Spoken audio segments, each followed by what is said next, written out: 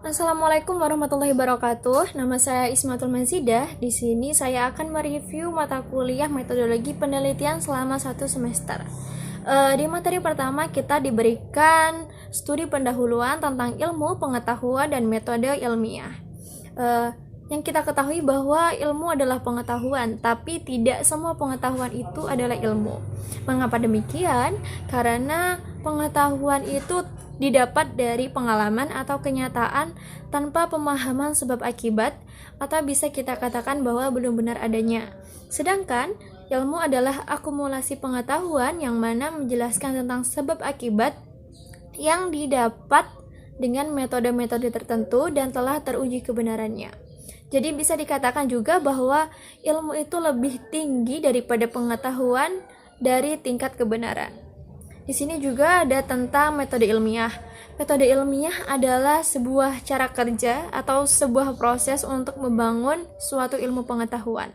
Adapun teknik pelaksanaannya terdiri dari 4 fase. Fase yang pertama yakni persiapan, kemudian fase yang kedua adalah pengumpulan data, dan yang ketiga pengolahan data, dan yang terakhir adalah penulisan laporan. Sebenarnya ada banyak sekali jenis penelitian. Ada penelitian berdasarkan eksplanasinya, ada penelitian berdasarkan tujuannya, dan lain sebagainya. Kemudian materi yang selanjutnya yakni tentang rancangan penelitian. Di rancangan penelitian itu harus ada latar belakang, kemudian harus ada rumusan masalah, tujuan permasalahan, hipotesis, asumsi dan keterbatasan penelitian, batasan konsep atau batasan variabel. Kemudian pentingnya penelitian itu populasi dan sampelnya bagaimana, subjeknya bagaimana, sumbernya dari mana, metode yang digunakan itu metode apa, dan lain sebagainya. Bisa dikatakan juga bahwa rancangan penelitian ini adalah blueprint sebuah penelitian yang akan dilakukan. Biasanya ini tercantum dalam proposal penelitian. Di proposal penelitian itu ada judul, terdiri dari judul, kemudian terdiri dari latar belakang, kemudian ada rumusan masalah, telaah pustaka, kemudian ada kerangka teori, ada metode penelitiannya bagaimana, dan yang terakhir itu ada referensinya. Kemudian bergeser lagi itu tentang kita belajar tentang variabel penelitian.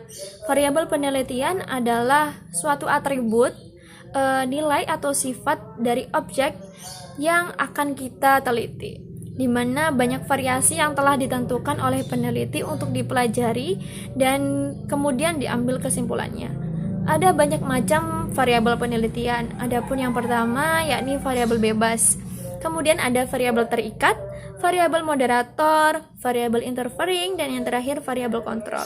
Di sini saya garis bawahi bahwa variabel moderator dan interfering adalah bersifat mempengaruhi variabel bebas dan variabel terikat. Lebih dalam kita belajar tentang research problem atau masalah penelitian. Di masalah penelitian ini yang harus kita ketahui pertama adalah apa itu pertanyaan ilmiah. Pertanyaan ilmiah adalah pertanyaan yang mempunyai landasan ilmiah di dalamnya. Kemudian kita itu harus memahami masalah, bagaimana masalah tersebut bisa diangkat, bagaimana masalah tersebut bisa timbul, dan lain sebagainya. Kita juga harus menggarisbawahi dalam penelitian itu ada perbedaan mendasar antara masalah di penelitian kualitatif dan masalah di penelitian kuantitatif.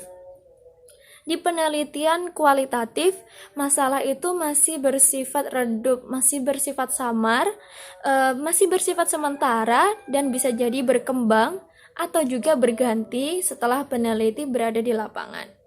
Sedangkan penelitian kuantitatif itu mempunyai tujuan, yakni tujuannya adalah untuk mendapatkan data, yang mana data itu akan digunakan untuk memecahkan masalah yang ada. Kemudian pertanyaan selanjutnya adalah bagaimana sih cara menemukan masalah? Jadi cara menemukan masalah itu yakni dengan analisis pohon masalah. Lalu bagaimana formulasi masalah yang baik itu?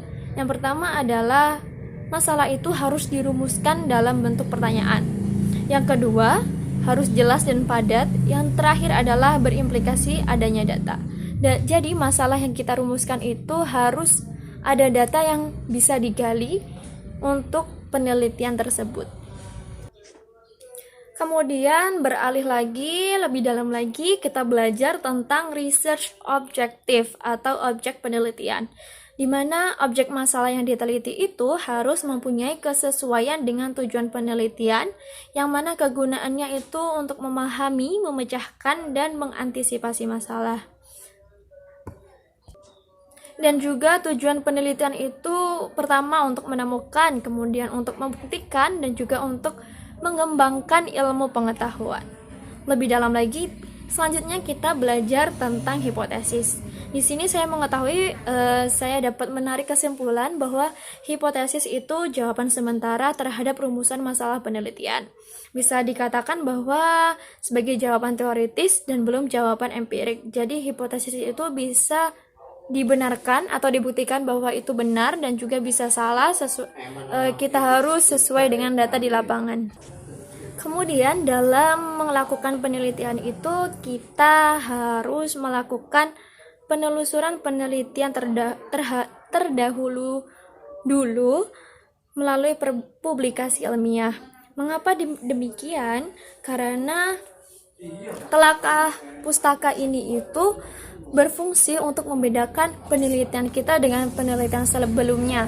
Apa keunikan dari penelitian kita, apa yang membedakan penelitian kita dengan penelitian sebelumnya, dan bagaimana itu mempunyai bobot untuk dikaji kembali.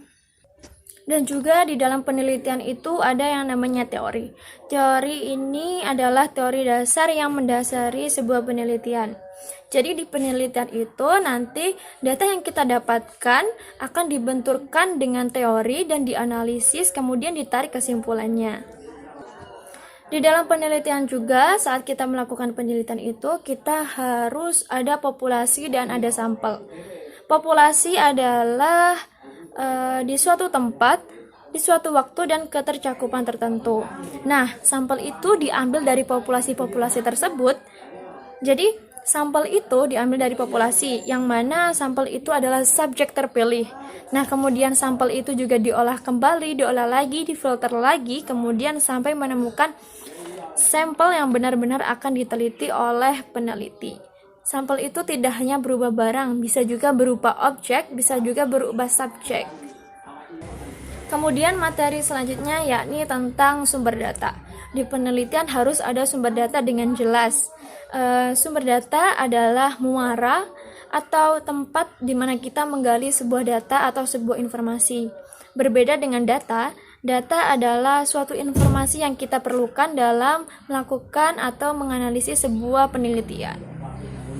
Adapun teknik pengumpulan data ini bisa kita lakukan dengan cara wawancara, dengan cara mengisi kuesioner, dengan cara angket, observasi, pengamatan, dan lain sebagainya. Kemudian penelitian yang banyak sekali dilakukan, itu ada dua jenis penelitian. Yang pertama yakni penelitian jenis case study atau studi kasus, dan yang kedua adalah library research atau penelitian kepustakaan. Adapun penelitian case study atau studi kasus itu adalah tujuannya untuk mengungkapkan suatu kasus. Selain tujuannya itu mengungkapkan suatu kasus tertentu, penelitian ini juga banyak sekali digandrungi atau diminati oleh banyak mahasiswa yang sedang mengerjakan skripsi. Di samping itu ada penelitian tentang library research atau penelitian kepustakaan, yang mana dalam jenis penelitian ini itu mengandalkan referensi yang sudah ada, dan kemudian referensi itu diolah kembali sehingga menjadi sebuah data untuk penelitian. Adapun kekurangan dan kelebihannya itu masing-masing ya. Di penelitian case study atau studi kasus, kelebihannya adalah kita tidak perlu sesusah penelitian di library research yang harus banyak membaca, banyak referensi, kemudian analisisnya lebih dalam. Di penelitian case study ini kita berfokus pada data yang ada di lapangan, kemudian dibenturkan dengan teori dan dianalisis, kemudian ditarik kesimpulan. Sedangkan di library research atau penelitian kepustakaan itu kita harus banyak membaca, kita harus banyak referensi, banyak menganalisis sebuah fenomena-fenomena yang ada di lingkungan sekitar kita. Kemudian ditarik kesimpulan bagaimana hasil pembahasan kita tadi. Kelebihannya di sini itu library research itu tidak perlu peneliti harus terjun ke lapangan. Jadi hanya mengandalkan referensi-referensi yang sudah ada, dan itu referensinya adalah data primer. Sekian presentasi dari saya tentang review mata kuliah metodologi penelitian ini. Bila ada kekurangan, itu dari saya mohon maaf. Selebihnya saya ucapkan terima kasih. Wassalamualaikum warahmatullahi wabarakatuh.